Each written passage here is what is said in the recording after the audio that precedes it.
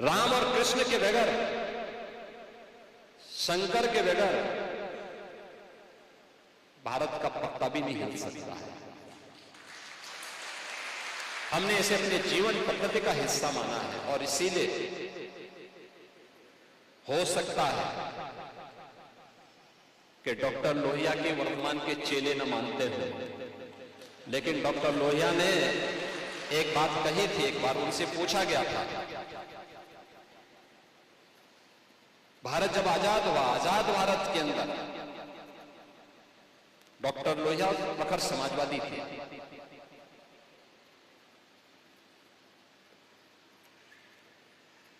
कांग्रेस के कट्टर विरोधी थे, स्वतंत्रता संग्राम सेनानी भी थे।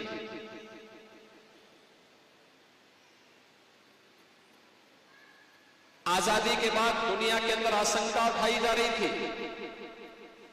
कि भारत बहुत दिनों तक एक नहीं रह पाएगा, भारत फिर से विभाजित हो जाएगा। उनसे जब पूछा गया कि लोहिया जी बताइए,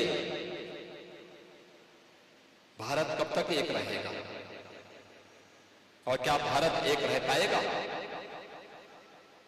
उन्होंने कहा, प्रश्न भारत पे तो नहीं उठने चाहिए। लोगों ने कहा, दुनिया ये बोल रही है। उन्होंने कहा, दुनिया अभी भारत को समझ नहीं पाई है। जब तक भारत के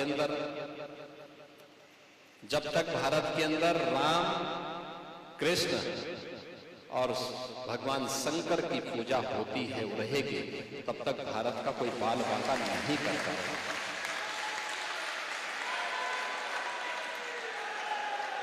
दुनिया की कोई माई का लाल भारत का बाल माता नहीं कर पाएगा। और यह देश प्रदेश देश के अंदर रामायण मेलों की शुरुआत भी किसी ने प्रारंभ करवाई थी। याद रखना, संत तुलसीदास जी ने रामलीलाओं का प्रचलन उत्तर भारत में करवाया था, रामलीलाओं का। और रामायण मेले का प्रचलन शुरू किया था डॉक्टर लोहिया ने। वे समाजवादी थे। आज के समाजवादी राम भक्तों पर गोली चलाते हैं, लेकिन लोहिया का नाम जपते हैं।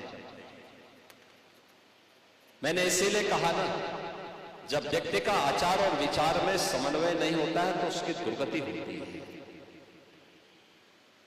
और जो राम का विरोधी है उसकी तो दुर्गति हमेशा होनी ही होनी है।